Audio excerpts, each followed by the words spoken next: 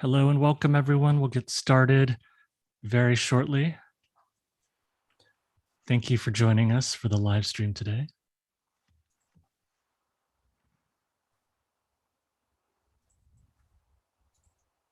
All right, everyone, welcome again. We'll get started in just a sec.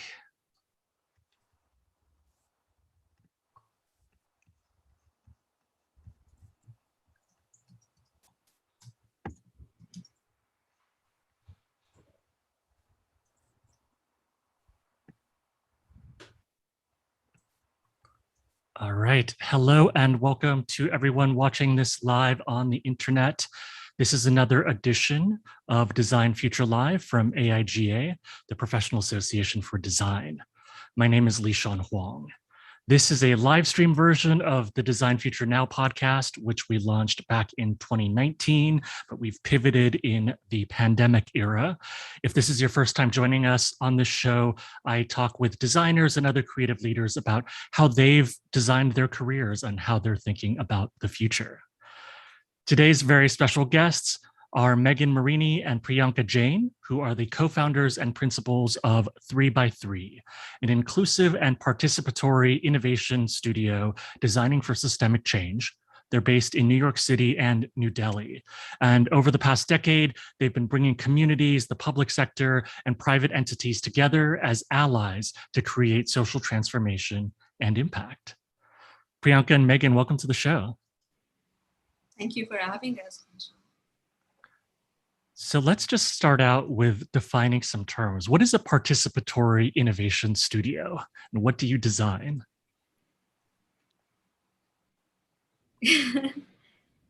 We bring together, through our experiences, stakeholders in designing services and products and plans. I would say that when different range of communities are not part of essential services and programs don't address some ground realities, the negative impact of on the communities is huge, and the implication is huge, and which emphasize the importance of bringing a community-centered design approach, an inclusive design approach to a design practice. And that is what we do at 3x3. Got it. And your focus is on urban design and urban development, right? So could you give some examples of the kinds of projects or contexts that you're working in? Yeah, I think just building off of what Priyanka was saying, I think our entry point into design was from a place of urban development and urban planning. So we kind of got our legs working pretty squarely in that space by helping bring community voices into a planning process. So for example, if there's a community plan being developed, we would help the organizations that were crafting those plans engage in conversations with their community stakeholders to help inform and articulate what the plan would be. So that is just where we kind of started, but obviously it's evolved over time to include different facets of public policy, ranging from public services programs to policies as well. Yeah, we talked about this in a prep call, how at 3x3 you're redefining or broadening the scope of design. So what do you mean by that? And just to give the audience some context, Megan, both you and Priyanka come from architecture backgrounds in terms of academic training. Priyanka also has a planning degree. So how has this definition of your design practice expanded? Traditionally, the industry we work in, be it architecture or other fields of design, we've seen design as a product. And maybe more recently, over the last decade, we've seen design as a service. But when we speak about redefining or broadening the scope of design, is the fact that we don't see design just as an outcome, but as a process around decision making. And it's important to note that this is premised in the worldview that transformative change requires intersectional approaches. And we're experimenting with how design methodology and urban development, urban design, could learn from each other. And that also what led to founding of our practice. And so the goal ultimately being, by redefinition of design as a process equity, how do we help organizations that work in civic and social sectors in reshaping how decisions are made and how civic engagement can be enhanced. And so tell us more about this story of 3x3. Like, you've been in business for about a decade or so. How did you get into this? How has 3x3 evolved with this practice and this redefinition or this broadening of design? Yeah, I can speak to that. I think it's definitely been a journey, to say the least. And I think Priyanka and I really came together to found 3x3 based off of our experiences in urban planning, architecture, and also international development, where we, through our experiences, saw stakeholders that were on the ground or maybe at the center of these efforts getting left out and left behind. And I think this is very true whether they're recipients of an aid program or communities of a planning process. And the implications of this range pretty broadly from communities not receiving or getting essential services due to the fact that a program doesn't address these on the ground realities, or even worse, communities being severely negatively affected by a public policy or plan, such as widespread displacement. Some of these might be unintentional, but some are by design, as history shows us. And these communities might be at the center of a plan or a policy, but they really live at the margins of how decisions are actually made. And so I think this is where we saw an opportunity to apply design as a process to begin to shift power or transform how decision-making happens by helping organizations with institutional power give those who are most affected by their decisions a stake and a say in what happens. And I think that's really the sort of impetus behind why we decided to found a practice. How did you two meet, by the way? Sorry, what was that? How did we? Oh, how did you two meet? How did you first connect?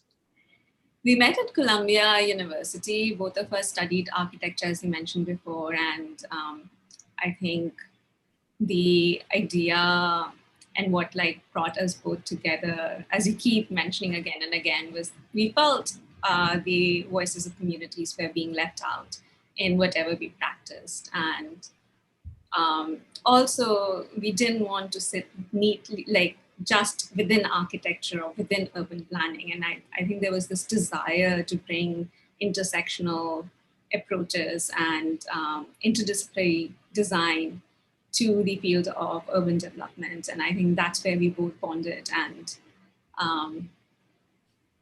then things followed. Megan, what's your take on this founding story? Or do you have anything to add? Yeah, I think, Priyanka and I bonded in grad school. We were studying urban planning at Columbia Graduate School of Architecture, Preservation and Planning.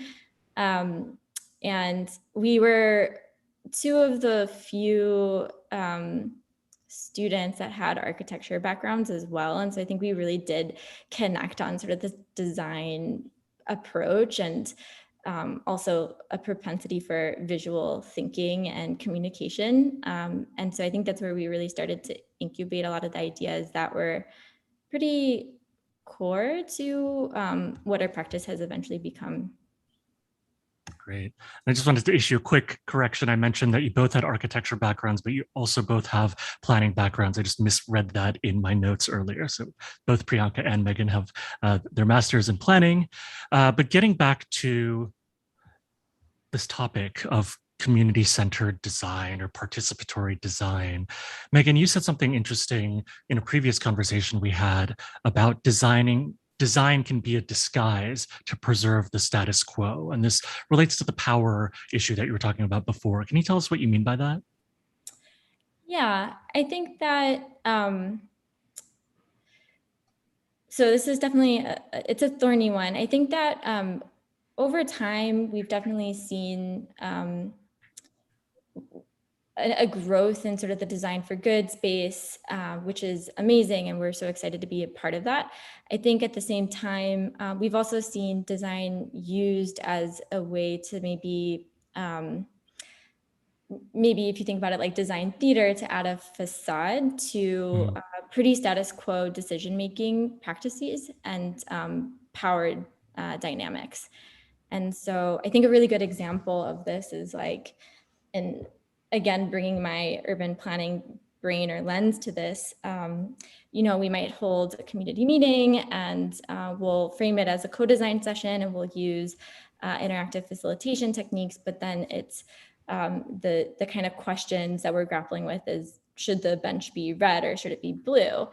And I think going back or zooming out behind the scenes, it's what decisions are we actually allowing other stakeholders to make, and how are we sharing power in that process?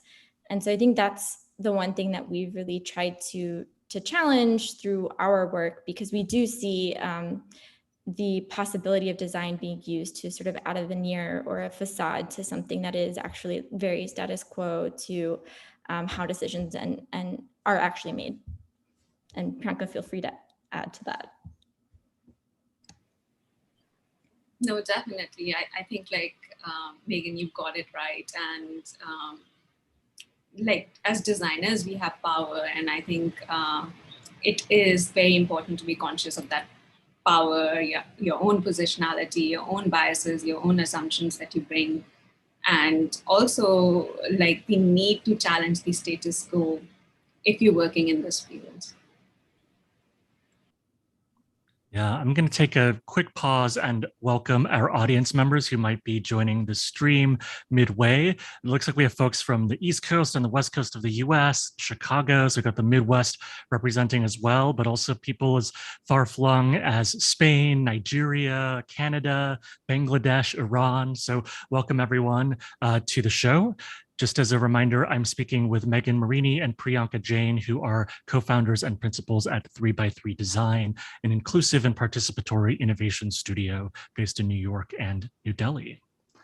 So back to this topic of power, because you've used this word several times, and the responsibility that designers have in our role as maybe facilitators, but also the people who are manifesting these specific design decisions that are crafting people's spaces and experiences.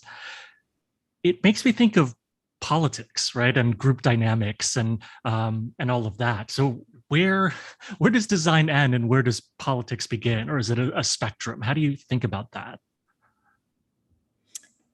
I think it's absolutely a spectrum. I think it's hard, and I think the way that we define design, it's, as Priyanka mentioned, just how decisions are made, or a process for making decisions and incorporating different perspectives into an ultimate kind of final product.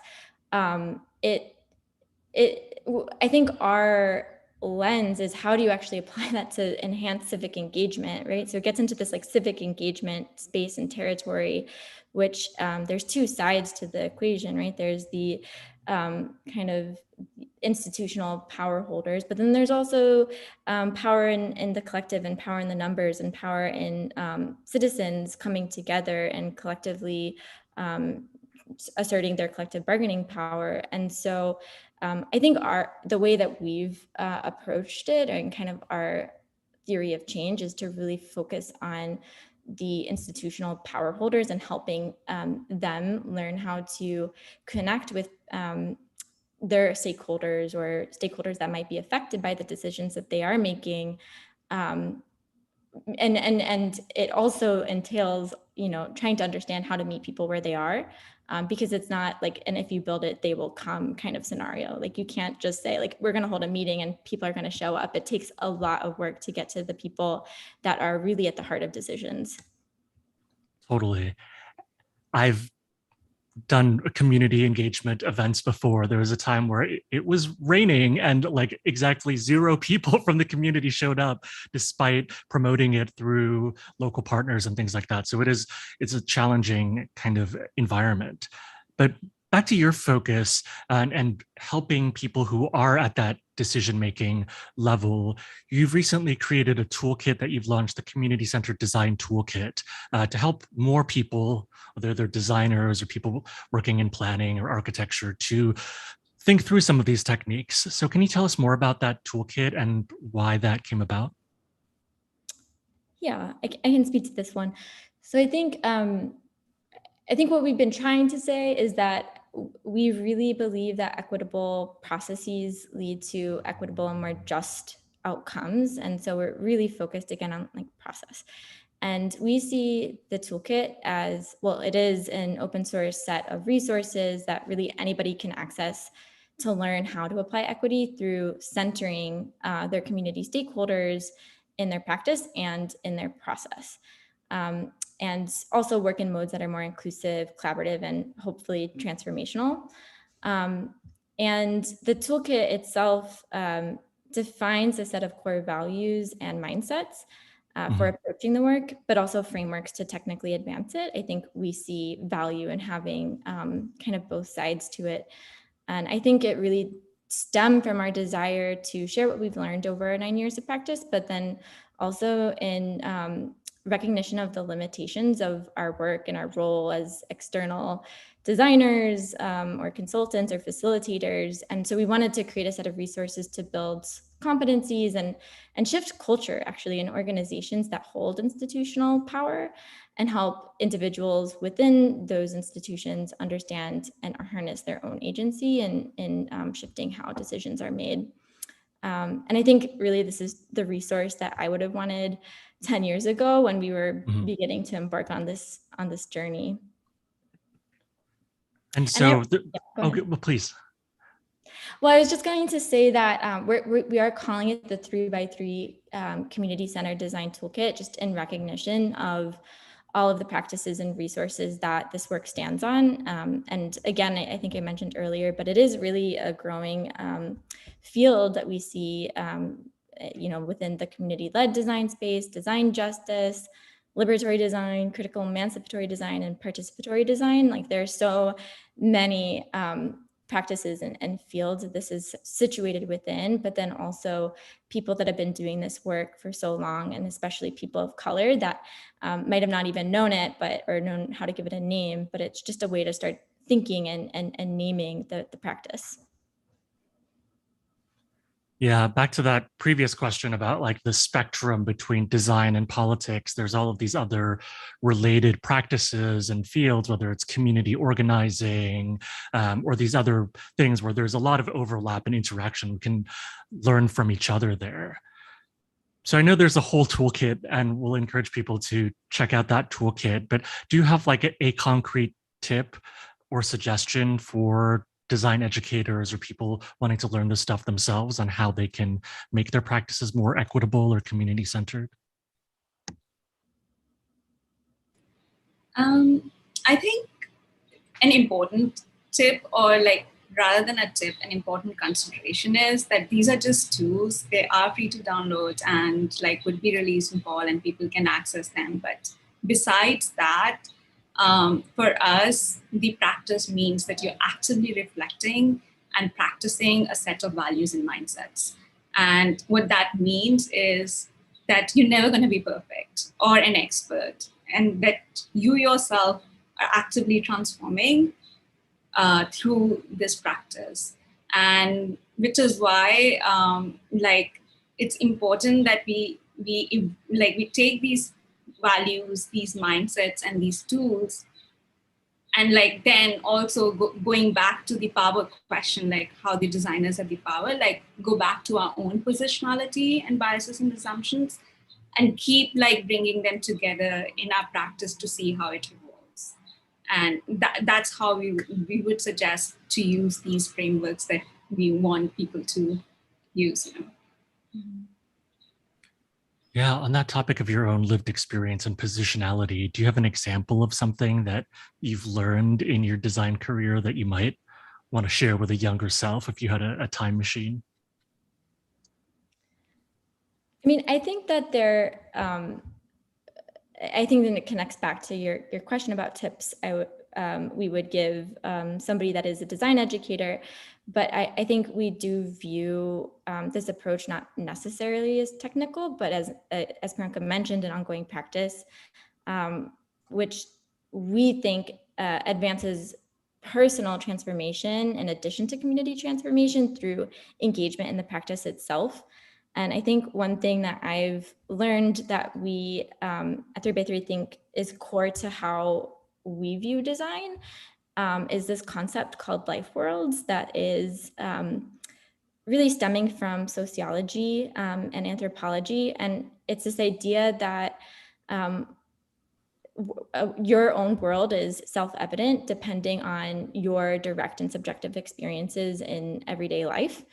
But that by engaging with each other, we can form new life worlds that are actually just shared systems of meaning.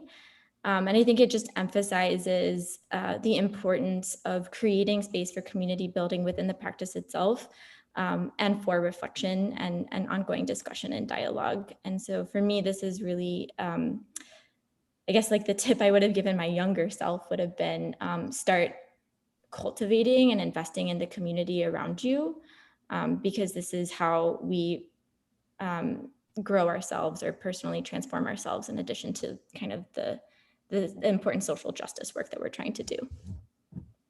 Yeah. I think that's so beautifully said, right? That the craft of what we do as design isn't just in terms of the artifacts or the deliverables that we're making, but it's also crafting and cultivating community, whatever the verb or the metaphor you want to use there, right? And that's just as much part of the practice as what happens narrowly defined in the studio space or in the consultancy space. Priyanka, do you have one for your younger self? I think it goes back to the fact that you'll never be an expert. I think the small advice I would give to my younger self is I don't need to read all the books. I don't need to be like a complete expert before going into a project. Like you learn from the people you work with, especially in a community-centered design work, and to have tolerance for ambiguity is something that I imbibed as a value at 3x3 and like slowly learned my way through it. But they're always there are always circumstances that are uncertain. There's always a lot of voices that you have to keep in mind when you're designing something, and like it's only tolerance to ambiguity which can take you through facilitating a process driven work. So that I think that is something that I've learned over the years, not necessarily new when I was young. Wonderful. So we'll wrap up with a lightning round of questions. The first one for the lightning round is, what is something inspiring you right now? We can start with Priyanka this time to mix things up a bit. I think it goes back to what Megan mentioned, that there is a community that is being built slowly. People are talking to each other and it has different names. There's equity-centered community design, there's transformative research design. They're like different things, but it's amazing to see people of color come together and talk about values and practices that have been there for quite a bit of time. They're nothing new, right? But like that they come important and that these things are happening and a community is being built, that's really inspiring. Megan? Yeah, I mean, for me, it's really the same. I think we're really excited. I think the past year we've collectively gone through so much, and I think what we have seen is a growth in interest in this kind of work and a growing conversation and a growing community, and really just like an explosion of interest in the work from pretty unexpected actors as well. in very surprising ways. And I think that really gives us a lot of hope and and hope for the future and what might actually come out of this pretty traumatic experience that we've all gone through. Yeah. So next question is, what is something that you've changed your mind about over the course of your career? So for example, I used to love hackathons and now I'm very skeptical. I think it's not. It's more like internal for me. It's more about consciously taking the time out to bring reflection to my practice. Like it's so easy to lose yourself in day to day, and I think that has changed over the years for me. Like I'm very conscious of making that time for myself now. Megan? I think it's really about I think I had a lot of hope early on about the power of design at face value. And I think what I've seen over time is how design can be used, not necessarily always for good. And it's kind of, the same, the road to hell is paved with good intentions. And so I think that's something that's been an awakening for me over the past like 9 years that we've been working at 3x3. So for me, this is something I've definitely changed my mind about, and also the impetus behind the toolkit. Wonderful. And so what is something, a piece of media created by somebody else? It could be a book, movie, show, podcast, whatever medium you want. What is something that you're currently watching, reading, or listening to that you want to recommend to our audiences? I've been reading a lot of books on trauma, so very serious. But I particularly like My Grandmother's Hand, written by Reshma Menikam, and that goes deep into the complex effects of racism and white privilege. And it really emphasizes body mindfulness and take the audience to different activities so that you can reflect on it. So that's my favorite. Thanks, Priyanka. What about you, Megan? Yeah, for me, I've been listening to this really great podcast series called How to Citizen with Baraton Thurstond. And it really centers and focuses on how to wield collective power, but it brings in people that are advancing this in different ways. And it also helps you kind of reframe how you think about what being a citizen means. And especially in a US context, I think it's just an important conversation, I think, that he's starting to cultivate. That's awesome. That's been in my to listen queue for such a long time. I need to finally listen to that. So I appreciate the recommendation again. And kind of final question before our final call to action. Is there anything else that I didn't ask about that you wanted to tell our audience today?